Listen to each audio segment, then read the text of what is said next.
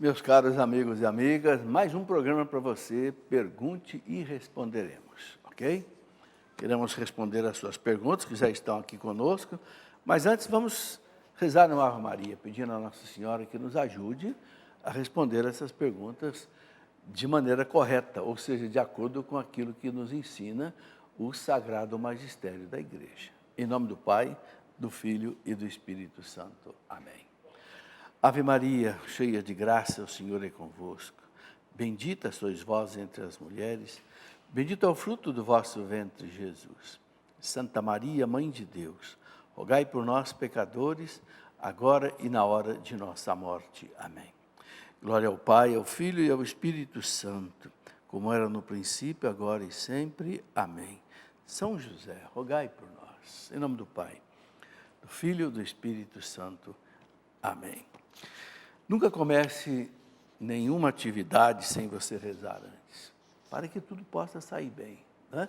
Lembrando aquilo que Jesus disse, sem mim nada podeis fazer. Muito bem, eu quero lembrar que o nosso programa tem vários veículos de comunicação conosco. Temos aí o facebook.com/pergunte e responderemos, CN no final, ok? O telefone, que também é WhatsApp, né?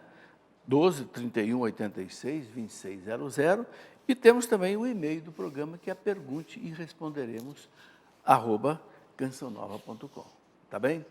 Muito bem, vamos então às perguntas que já chegaram aqui para nós hoje, né? O primeiro bloco são perguntas que chegam pelo Facebook, pelo telefone, e no segundo bloco as perguntas que vão aparecer aqui no Plasma, perguntas que chegam por e-mail, tá? Muito bem, então, começando aqui com as perguntas do nosso primeiro bloco, temos a pergunta do Luiz Fernando, que coloca o seguinte: para ser considerado pecado, todo ato necessita ser cometido conscientemente? Pode-se cometer um pecado através de um sonho? Não, Luiz Fernando, através de um sonho não há pecado, porque o sonho você não tem liberdade. Não é o seu consciente que está agindo, é o seu inconsciente. O que pode acontecer de pecado, eu não sei, a pessoa, por exemplo, fomentar, né, enquanto está acordado, não sei, vamos dar um exemplo aqui um pouco extravagante. Pessoa que assiste, por exemplo, filmes pornográficos e tal, chega à noite, ele, dormindo, pode ter sonhos desse tipo. Não é o sonho em si que é pecado, porque a pessoa está inconsciente, mas o que ela fez antes, aí que pode caracterizar alguma coisa, tá? Agora, para que haja um pecado, sobretudo um pecado grave, o que a igreja ensina? Tem que haver 3 condições: saber, querer e fazer. Você saber que aquilo é pecado. Eu sei que roubar é pecado. Ah, mas eu quero roubar. E vou lá e eu roubo. Então, aí caracterizou um pecado. Claro que também depende da matéria, né? Uma coisa é você roubar uma canetinha, outra coisa é você roubar aí uma quantidade grande de dinheiro. Então, porque aí também o prejuízo causado também interfere, né, na gravidade, né, do pecado. Ok? Bom, a pergunta da Tatiana Ferreira: posso rezar o terço enquanto eu trabalho? Esta forma de oração necessita de um certo rito ou apenas sua prática direta já é válida? Tatiana, toda oração é necessário que a gente esteja concentrado na oração, né? Então, o ideal é que, quando a gente vai rezar, a gente não tenha outra atividade, né? É comum muita gente rezar caminhando, tudo bem, aí a pessoa está caminhando, pode estar pensando na oração. Agora, se a pessoa não tem condição de rezar, a não ser trabalhando, lavando louça, lavando roupa, não sei o quê, é melhor rezar assim do que não rezar, certo? Então, o ideal é realmente a pessoa estar concentrada só na oração, né? Para não virar uma oração mecânica, né? Só com os lábios, sem saber o que está acontecendo.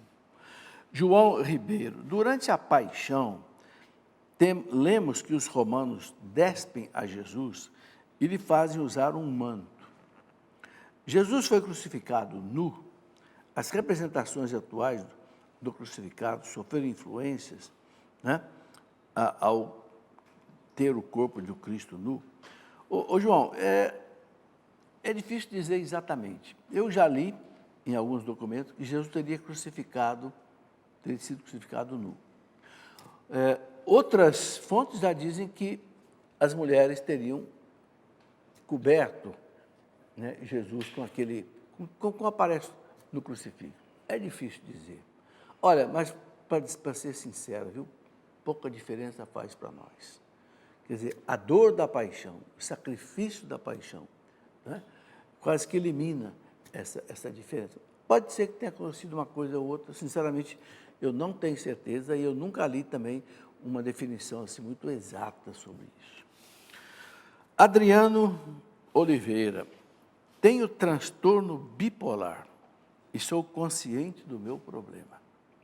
Li no Código de Direito Canônico, no cânon 1095, número 3, que quem tem problema de ordem psíquica está impedido de se casar na igreja. Isso se aplica a mim? Se sim, estarei errado em namorar, já que não alcançareis a finalidade, que é o matrimônio? Adriano, não é assim tão automático essa questão de você ter transtorno bipolar e não poder se casar. Tem muita gente casada que tem transtorno de bipolaridade, entende? É um problema que você pode tratar com... Você está dizendo aqui que é difícil o tratamento, né? Mas não é um impedimento para o casamento. Os impedimentos que a igreja coloca para o casamento são bem claros. Por exemplo, a pessoa já é casada, então não pode casar. Ou a pessoa fez um voto religioso perpétuo, então não pode casar. Ou a pessoa, o casal, por exemplo, não tem condição de ter, nenhuma condição de ter vida sexual. É claro, isso confirmado pelos médicos, não pela igreja. Não pode se casar. Agora, os problemas de ordem psicológica, ordem mental, aí tem que ser analisado caso a caso. Eu penso que você não deve desistir, assim, a priori, de querer se casar se você tem esse desejo. Eu oriento que você tenha um orientador, talvez o próprio pároco da sua cidade, possa te orientar, né, como é que você pode se preparar até chegar para um casamento. E aí, claro, vai envolver também a outra pessoa, se a outra pessoa aceita o problema que você tem ou não. Todas essas coisas vão ser importantes serem analisadas, tá certo? Ellen Roche. Meu primo de 15 anos cometeu suicídio, inesperadamente, nos deixando sem qualquer explicação de sua triste decisão. Por ser de família protestante e educado na fé, qual o entendimento da Igreja Católica sobre a situação de sua alma? Devo continuar a rezar pelo seu descanso eterno? Bom, Ellen, o nosso catecismo fala claro sobre o suicídio. O catecismo da Igreja diz o seguinte, né, que o suicídio é algo grave, claro, é um pecado grave, né, mas que, dependendo da situação psicológica da pessoa, um problema de depressão muito forte, algo desse tipo, diminui muito a culpa da pessoa. Então, só Deus pode julgar, né, uma pessoa desse. Você pergunta se deve continuar rezando por ele. Sim, continuar rezando por ele, sim. Ok? É a melhor coisa que a gente pode oferecer.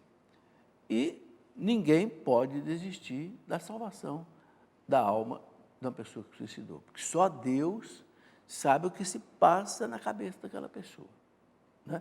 Diferente, por exemplo, das pessoas que, o catecismo fala isso, de uma pessoa que voluntariamente se suicida para dar um exemplo.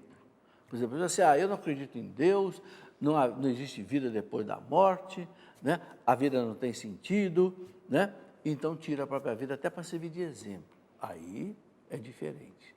Aí a pessoa tem uma culpa mais grave nesse caso. Milena Rios. Por que a igreja exige o registro civil do casamento para celebrar o sacramento do matrimônio? A união civil tem importância? Tem importância, Helena. Por quê? Para dar segurança à família. Ok? Então, o vínculo civil é para que, não sei, casos de problemas entre marido e mulher, a lei civil protege a esposa, protege o filho, questão a pensão que um tem que pagar para o outro quando há separação. Então, a igreja exige o casamento para dar segurança à família, segurança especialmente para os filhos. Tá? Agora, há casos em que o bispo pode autorizar o casamento na igreja sem que haja o casamento civil. Há alguns casos em que o bispo pode autorizar, entende? Mas aí, caso a caso, que isso deve ser resolvido, certo? Uma pessoa que pede para não ser identificada, nós não identificamos, não tem problema, tá? Sempre vejo no programa dúvidas sobre o posicionamento da igreja a respeito de diversos temas. Como eu, um católico comum, posso ter acesso a essa fonte de posicionamentos para pesquisar e conhecer mais a respeito? Bom, você fala dos posicionamentos da igreja. Quer saber como que você pode ter acesso a essa fonte dos posicionamentos da igreja? Está aqui, ó. O melhor documento que você pode ter os posicionamentos da igreja com relação aos problemas é o Catecismo da Igreja Católica. Né? Aqui você tem o texto de referência da fé católica, né? Baseado na Bíblia, baseado na tradição da igreja, que tem o mesmo peso de revelação da Sagrada Escritura. Então, o catecismo ele tem uma primeira parte, que é a parte dogmática, aquilo que a gente acredita, a nossa fé, o credo. A segunda parte, toda a parte sacramental, parte litúrgica. A terceira parte, a moral católica, que é como é que nós devemos viver, né? Aí é onde aparecem mais questões. E a quarta parte, que é a parte da espiritualidade, a parte da oração, certo? Então, por aí é que a gente pode ver. Depois a pergunta do Matias Ramos. O Matias diz assim, uma pessoa que tem TOC, transtorno obsessão compulsivo, voltado para questões religiosas, deve comungar nas celebrações ou deve esperar até que sua situação psicológica melhore? De que forma a comunidade cristã deve auxiliar nesse caso? Bom, Matias, essa pergunta mais ou menos já apareceu antes. Veja, a pessoa que tem esse transtorno de obsessão compulsiva tem que ter uma orientação, tem que ter um psiquiatra que o acompanhe com medicação. Muitas vezes a medicação ajuda a pessoa a se estabilizar, então a pessoa pode comungar, né? Agora, mesmo a pessoa tendo esse transtorno, não vejo impedimento para a comunhão. Se a pessoa não tem pecado grave, se a pessoa, né, vive uma vida correta, né, ela pode comungar. Se é católico, é batizado, fez primeira comunhão, né, pode até se confessar se for preciso, não vejo por quê. Inclusive, eu acho que a comunhão vai lhe ajudar, inclusive, a vencer o problema, né? Porque a comunhão, como diz o Catecismo da Igreja, a Eucaristia é sacramento de cura. A gente não pode esquecer isso, né? Então, eu acho que pode até ajudar na sua recuperação, sim. Agora, tenha uma orientação espiritual, né? Isso é muito importante. Converse com algum padre que você possa se orientar, juntamente com um tratamento, né, psicológico ou psiquiátrico que você precisa fazer, tá?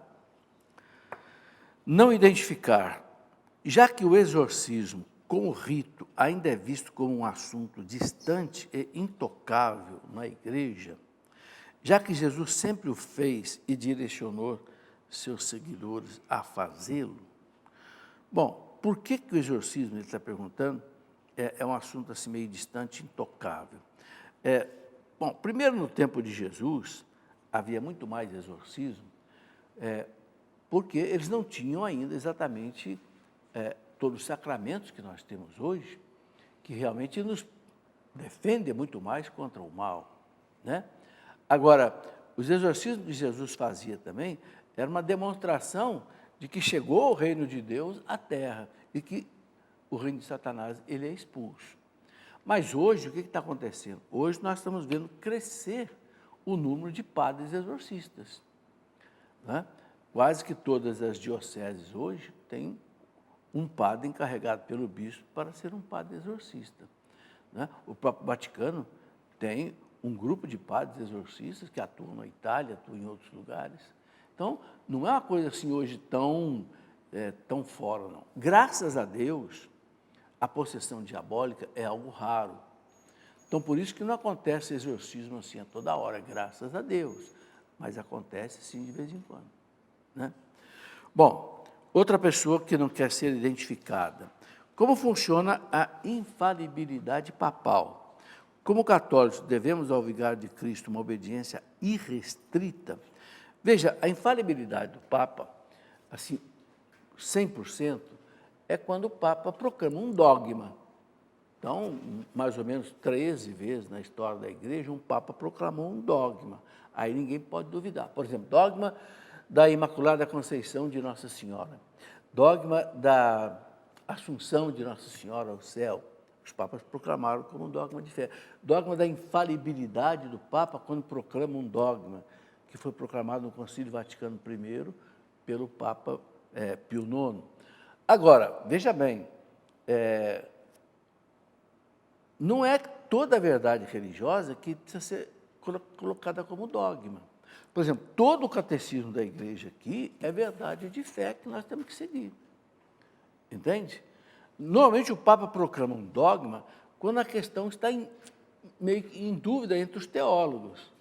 Aí o Papa chama para si a responsabilidade e define. Por exemplo, quando o Papa Pio IX proclamou o dogma da infalibilidade do Papa, teve uma parte de bispos que separaram da Igreja, não concordaram. Então, mas por que o Papa colocou a questão como dogma? Para tirar qualquer dúvida. Então, quando ele proclama um dogma, aí ele não erra. Entende? Talvez a pergunta da pessoa aqui seja também no seguinte sentido: eu sou obrigado a concordar com tudo? Não, por exemplo, se a Igreja, se o Papa fala, por exemplo, de economia, se fala de ciências, alguma coisa que não é estritamente da fé, eu não sou obrigado a concordar. O Papa não é doutor em economia, ele não tem infalibilidade em economia, por exemplo. Então, você pode discordar de um ponto de vista do Papa respeitosamente. Assim como o ponto de vista de um bispo, respeitosamente. Não há problema. Tá? Bom, deixa eu ver aqui mais perguntas que nós temos. Está aqui. Cássia, é verdade que Lúcifer foi o primeiro ser criado e que sua posição entre os anjos era acima de São Miguel? Não há nenhum registro, nem Bíblia, nem na tradição da Igreja sobre isso. Não temos informação nenhuma sobre isso. Como conhecer mais a respeito das criaturas celestes, os anjos? Olha, Cássia, eu escrevi um livro sobre os anjos. Peguei ali o que a Igreja ensina, o que está no Catecismo, o que está nos ensinos dos santos padres da Igreja, São Tomás de Aquino, Santo Agostinho, Santo Alberto Magno. Então, o livro Os Anjos, você pode conhecer um pouco mais sobre esses seres celestes, seres angelicais. Tá? Gabriela Silveira, um cristão católico comete pecado em discordar de posições da Igreja ou de lideranças religiosas, excluindo-se os dogmas e as verdades da fé? Não. É o que eu falei, no que está aqui, a gente tem que concordar. É o que Santo Agostinho dizia. Eu gosto muito dessa frase de Santo Agostinho. Na essência, a unidade. A essência está aqui, ó. Na essência, a unidade. Na dúvida, a liberdade. Em tudo, a caridade. Ok?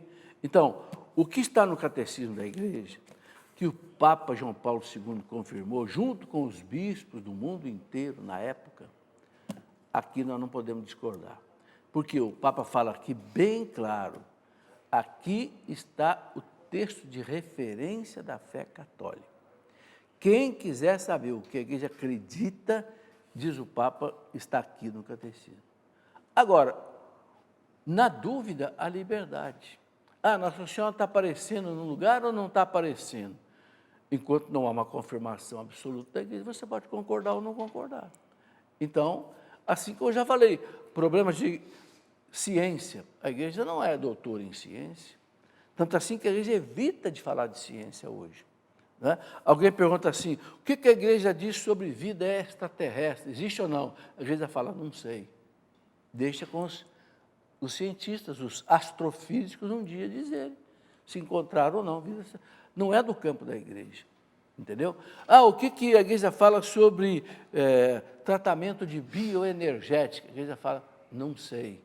Pergunta para os médicos, pergunta para os doutores de medicina, entendeu? Porque a igreja não é o campo dela. Então, a gente pode discordar até de posições políticas, de um padre, de um bispo, não há problema. Muito bem.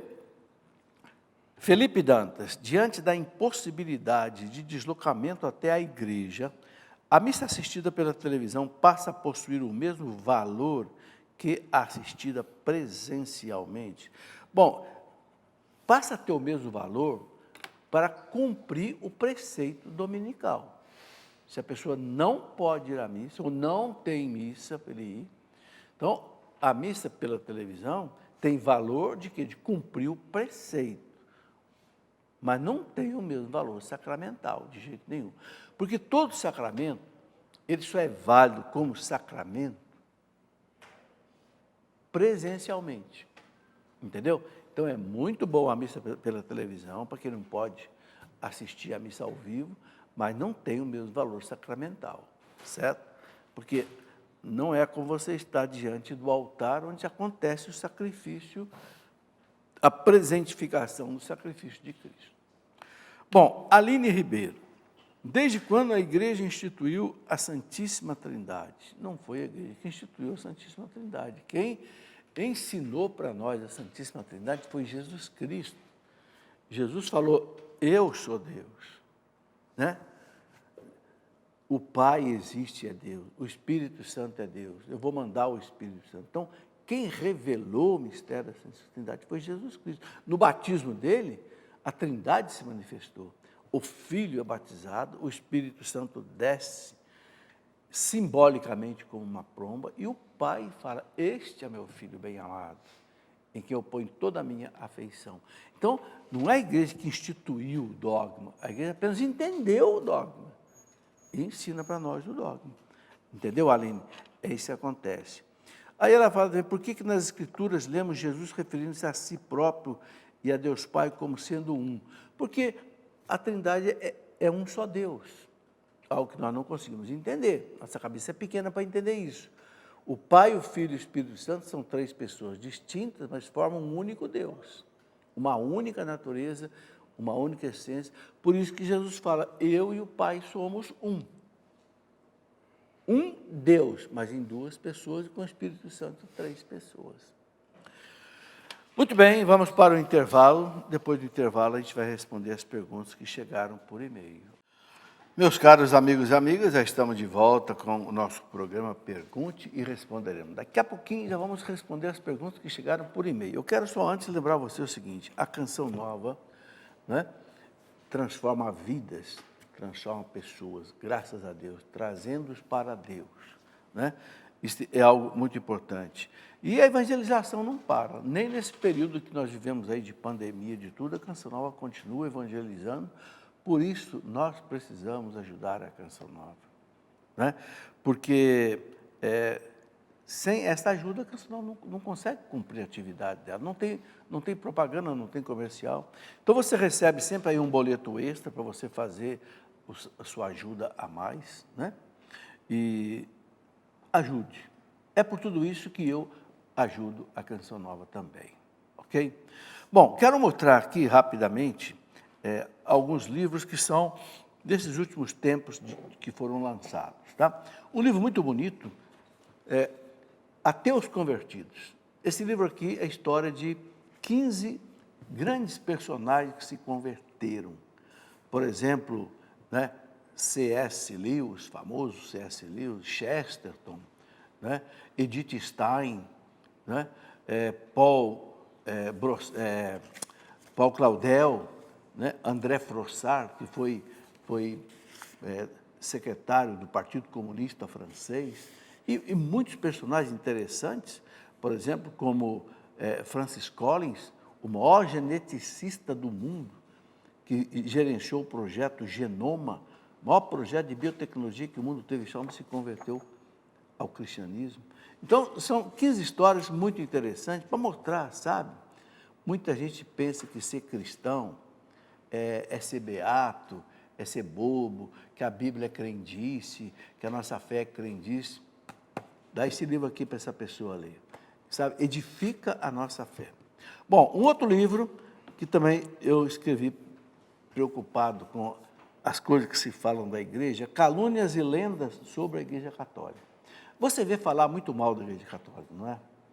Muita coisa é mentira, muita coisa é lenda. Ah, porque o Galileu morreu queimado na Inquisição. Lenda, mentira. Galileu morreu de bem com a igreja, numa cama, tendo recebido os sacramentos de morte natural. Não foi torturado nem nada disso. Então, essas lendas negras sobre, não sei, Inquisição, sobre cruzadas, Joana d'Arc, aqui eu explico cada uma dessas coisas. Um livro importante para a nossa vida espiritual, a humildade, a raiz da santidade. Você está vendo uma raiz aqui bem forte, né? Sem raiz não existe a planta.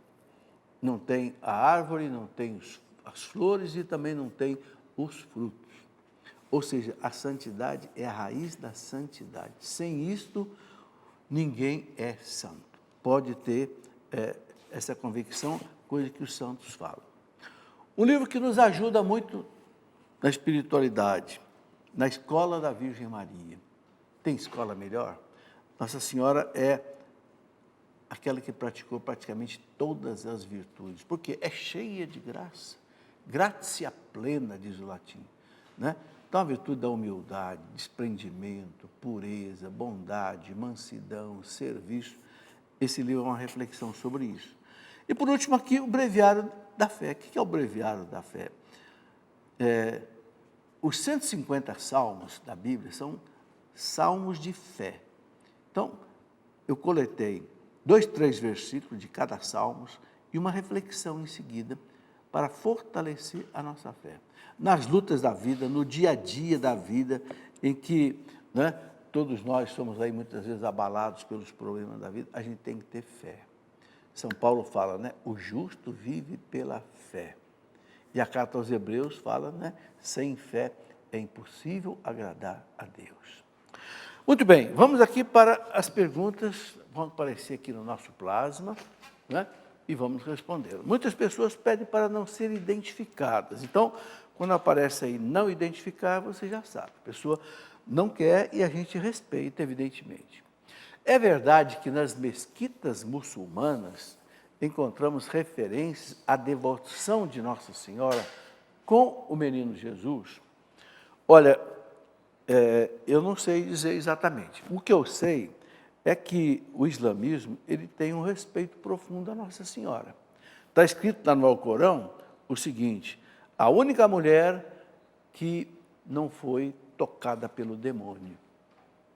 Está escrito no Alcorão. Porque o Alcorão, o islamismo, ele, na verdade, ele sofreu influência do judaísmo, do cristianismo, do budismo e outras coisas. Mas tem referência à Nossa Senhora. Agora, a gente sabe também que o islamismo, eles não tem imagens. Então, pode ter certeza que nas mesquitas não tem imagem de Nossa Senhora com o menino Jesus. Pode ter, talvez, uma referência escrita em árabe, mas, assim, imagem a gente não vai encontrar. José João, como devo entender as passagens do Antigo Testamento que relatam a ordem de Deus para, após vencida uma guerra, os derrotados deveriam ser eliminados, inclusive mulheres e crianças? Bom, essa é uma pergunta que aparece muitas vezes, essa moral do Antigo Testamento. Veja, não é que Deus quisesse aquilo, nem que Deus mandasse aquilo. Acontece que aquilo fazia parte da cultura daquele povo naquele tempo.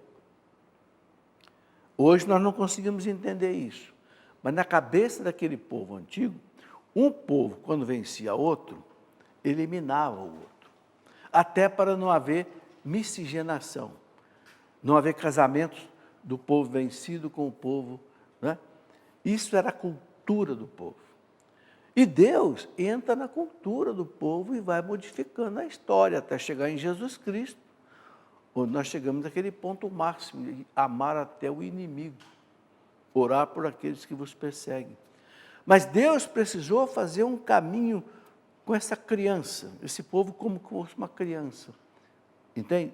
Então, essas páginas sangrentas do Antigo Testamento, não coloque a culpa em Deus, porque Deus é amor.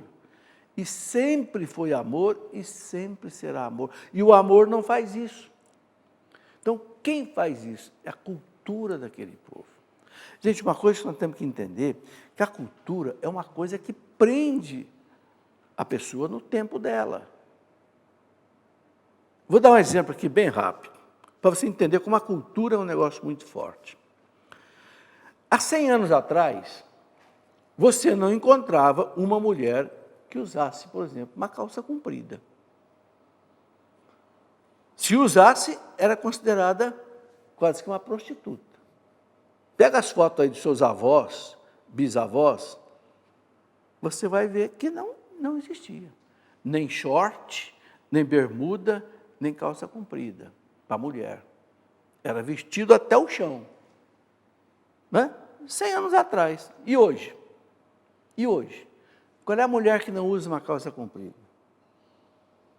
Qual é a mulher que não usa uma bermuda? Ou um homem também. Veja, entendeu? A cultura. E a cultura é uma coisa que é como que algo que tranca a gente ali dentro. Não adianta dizer que não é, que é.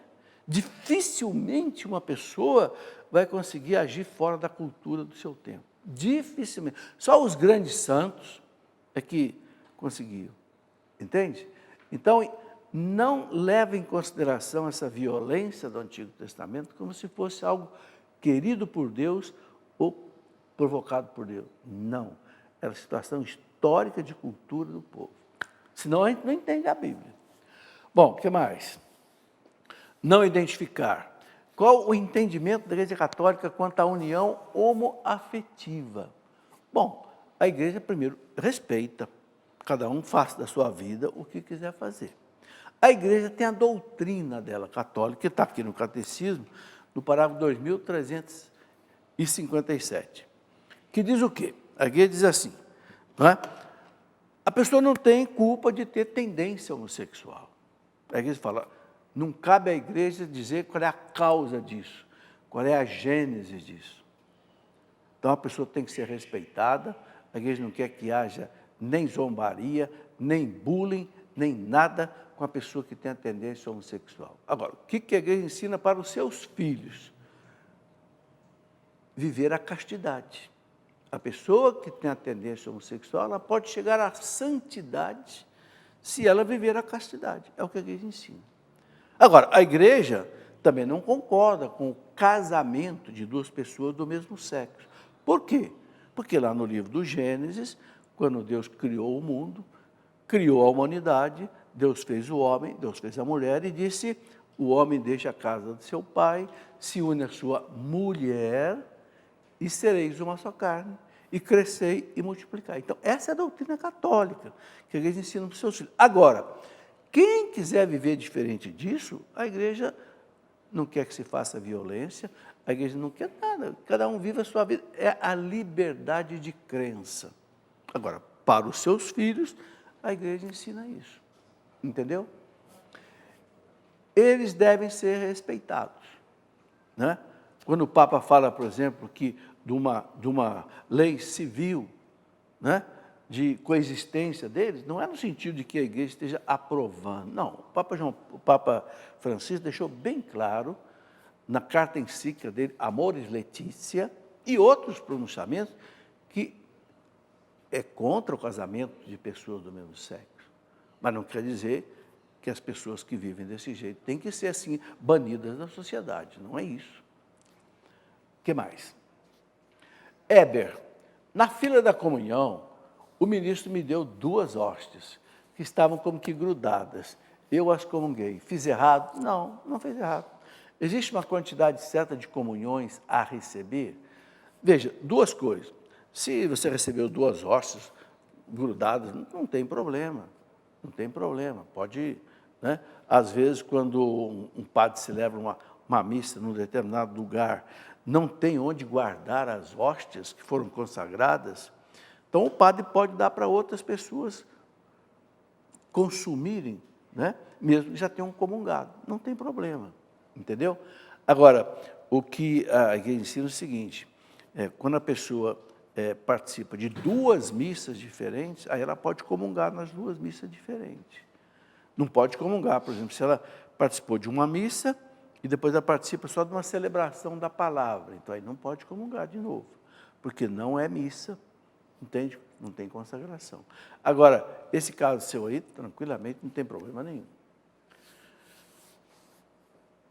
Não identificar.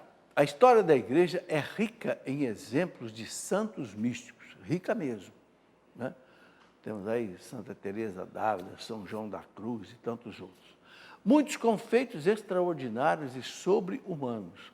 Porque nos dias atuais, vemos uma igreja empobrecida nesse aspecto, como se a mística fosse tratada com misticismo. Não, não é. A igreja não trata a mística com misticismo. É que, não sei, pode ser que haja muitos místicos que não se revelam. Porque as pessoas místicas, normalmente, elas não se revelam. Não é? Santa Teresinha do Menino Jesus, nós só ficamos conhecendo as coisas dela porque a Madre Superiora dela obrigou que ela escrevesse um livro. Aí ele escreveu a História de uma Alma. Não é?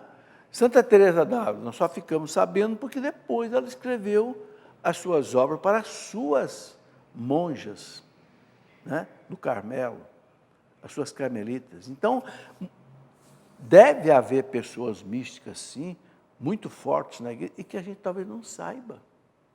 Nós não vimos aí um menino de 15 anos ser beatificado, Carlo Acutis, né? 15 aninhos de idade, santo, né? Tem outras pessoas, sim. Veja, Padre Pio não é tão antigo, né? Padre Pio era do século XX, era um grande místico, né? Então, eu creio que há muitas pessoas místicas, sim. É que pode ser que a gente não conheça. Não identificar. Como a igreja vê a parapsicologia? É verdade que São João Paulo II era um grande adepto? Não sei. Eu nunca li nada do Papa São João Paulo II sobre parapsicologia, não sei. Como é que a igreja vê a parapsicologia? A parapsicologia é uma ciência muito nova, que não está ainda 100% comprovada. Tanto assim que não existe um Conselho Federal de Parapsicologia, como existe Conselho Federal de Medicina, Conselho Federal de Engenharia e Arquitetura, o CREA, né? Não tem ainda um Conselho Federal de Parapsicologia, porque não é uma ciência ainda 100% comprovada. A igreja respeita. Tanto é que muitos padres, vários padres são parapsicólogos, Padre Quevedo, Padre Albino Arese, né? Parapsicólogos. Agora, o que a igreja não quer é que a parapsicologia avance no terreno da teologia. Por exemplo, Padre Quevedo cometia um erro muito grave, né? Ele queria dizer que os demônios não existiam e não atuavam. Chegou até a escrever um livro, né? Antes que os demônios voltem, e foi punido pelo Vaticano por causa disso, lá na década de 80.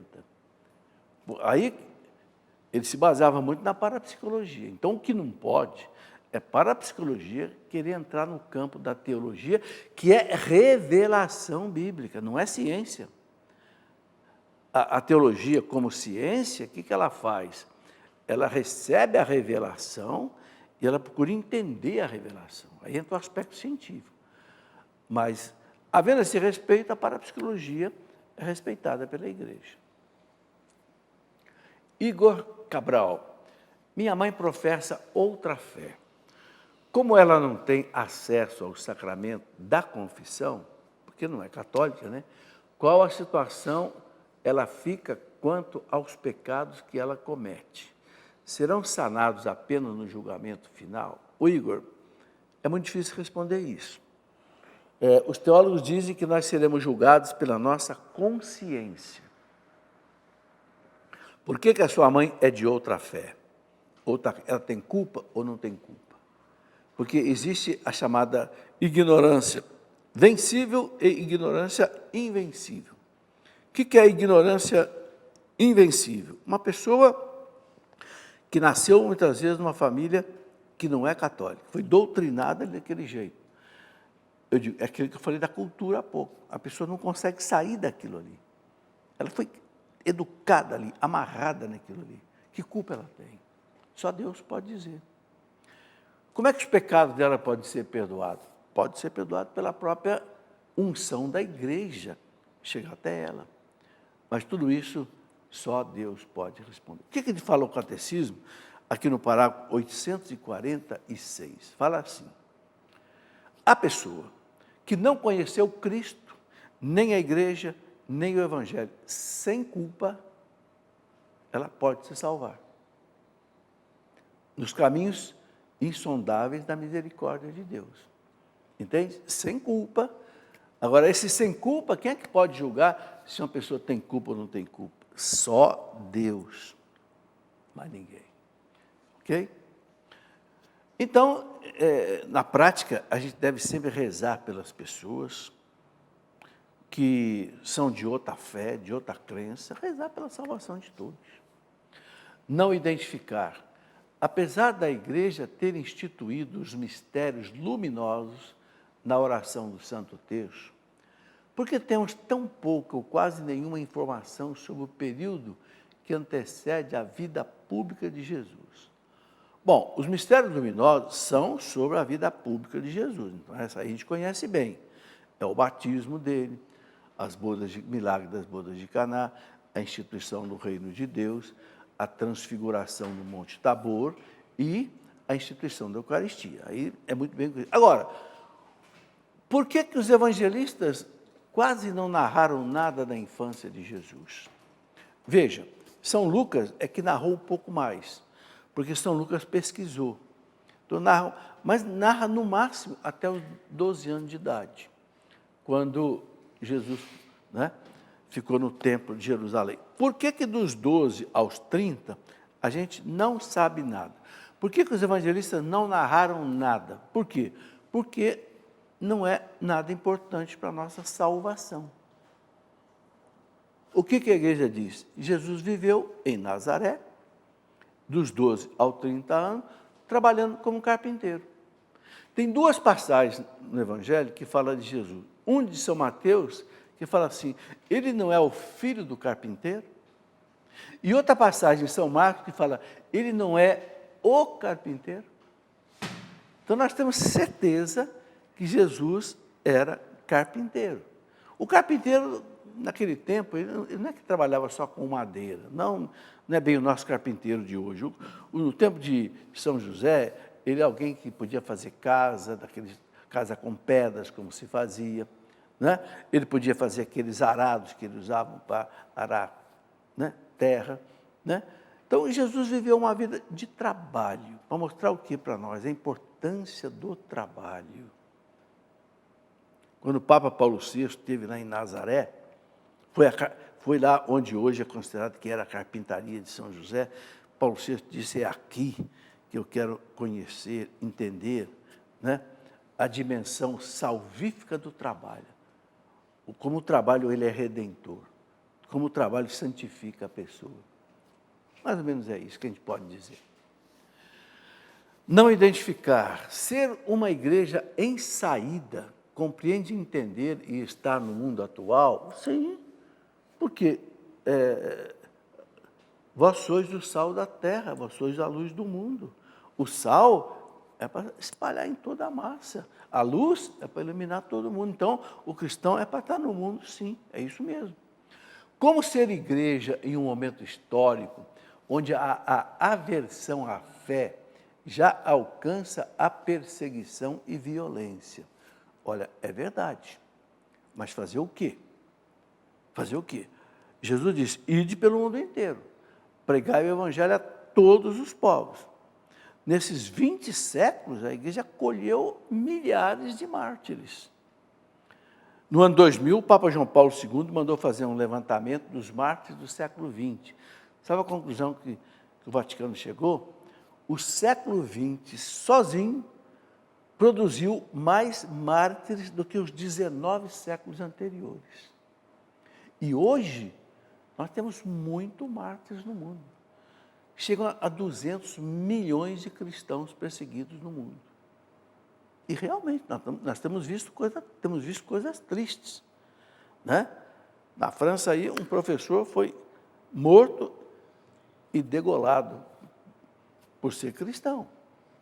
Na igreja lá de Nice, na França, 3 pessoas foram mortas porque são cristãos rezando na igreja católica.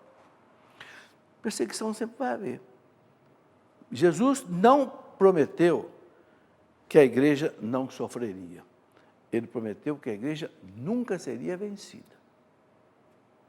Então, realmente, é uma situação difícil de sair dela, né? E pior ainda, quando a gente vê hoje, por exemplo, que o Ocidente cristão virando as costas para Cristo, a Europa virou as costas para Jesus Cristo. O Papa João Paulo II ficou angustiado quando a comunidade europeia fez uma sua Constituição e negou falar do cristianismo como, assim, a base da Europa. Foi o cristianismo que moldou a Europa. A igreja sustentou a Europa desde a queda do Império Romano para frente. E, no entanto, a comunidade europeia, no seu estatuto, negou isso. Está colhendo os frutos hoje. Quem vira as costas para Deus, o que acontece? Fica sem Deus. Fica sem a graça de Deus, sem a proteção de Deus, lamentavelmente. Mas a gente tem que ter coragem, contar com a proteção de Deus, a proteção de Nossa Senhora, dos anjos dos santos, e viver a nossa fé, como Cristo manda viver. E Jesus fala uma coisa muito séria, né? Aquele que me negar diante dos homens, eu também vou negá-lo diante do Pai. Então, a gente precisa realmente pedir muito ao Divino Espírito Santo o dom da fortaleza, né? Para a gente não trair Jesus, não trair o Evangelho. Vânia Batista, é normal viver tempos ruins na fé? Devo combatê-los, buscar superá-los ou aproveitar e aprender algo com eles? As duas coisas, Vânia. Tempos difíceis na fé, todo mundo vive. Tempo, às vezes, de aridez espiritual, você às vezes não tem vontade de rezar, né? Todo mundo vive esse tipo de coisa. Tem que reagir? Tem que reagir. É quando o doente mais precisa se alimentar, que menos ele tem fome, não é verdade? Fica a família, come, precisa comer, não tem fome. Tem que se alimentar. Então, nos momentos de crise, de fé, momentos assim, reza, com gosto ou sem gosto. Vai à missa com gosto ou sem gosto. Comunga sem gosto ou sem gosto. Na fé, eu creio. Não importa o que eu estou sentindo, o que eu não estou sentindo. Entendeu? Agora, a segunda parte da sua pergunta, eu devo tirar daí algum ensinamento? Sim, sim. Né? Os gregos diziam matos, patos. Matos quer dizer o quê? Sofrimento. Patos, escola. O sofrimento é escola. Daí de patos vem patologias, né? Matos, patos. O sofrimento é escola. Ou seja, o sofrimento amadurece a gente, faz a gente crescer. Quando a gente sofre, a gente não deve perguntar para Deus por que eu estou sofrendo, mas para que eu estou sofrendo? Para quê? Onde é que Deus quer chegar com essa provação que eu estou passando? Lá na frente, a gente vai entender. Né? O que mais? Tiago Ramos, existem outras formas ou ritos da celebração eucarística? Como posso entender mais profundamente os momentos da celebração e nossa atuação, que muitas vezes chega a ser mecânica? Tiago, tem várias formas de celebração eucarística. Por exemplo, oração eucarística tem várias. Pelo menos umas 10 orações eucarísticas né? Uma mais adaptada para a missa de criança, outra mais adaptada para uma missa, por exemplo, de defunto. Então, o importante, para que não seja uma celebração mecânica, como você está fazendo aí, é a gente estar consciente ali, acompanhar conscientemente. Hoje existe uma maneira de você acompanhar a missa, né? Existe aquela liturgia diária, que você tem as leituras, tem as orações, tá? E saber, sobretudo, o seguinte, o que é a missa? Qualquer que seja o rito, o católico do Ocidente, o católico do Oriente, né? O melquita, maronita, etc. O que é importante? A missa é a presentificação do Calvário.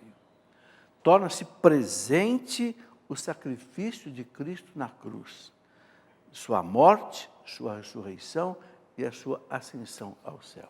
Torna-se presente, porque as ações de Cristo não envelhecem. Não são como as nossas ações são puramente humanas, mas as ações de Cristo são teândricas, diz a teologia, ou seja, são humanas, mas divinas. Sendo divina, não envelhece. Então, quando o padre reza a consagração, né, torna-se presente a Eucaristia. Isso que é importante entender. E todas as orações são em função disso, entende? Tem a liturgia da palavra e depois a liturgia eucarística. Muito bem, chegamos ao final deste nosso programa de hoje. Eu quero agradecer a vocês todos que nos acompanharam e convidá-los para o nosso próximo programa, se Deus quiser. Que Deus os abençoe, que Nossa Senhora esteja assim sempre intercedendo por vocês.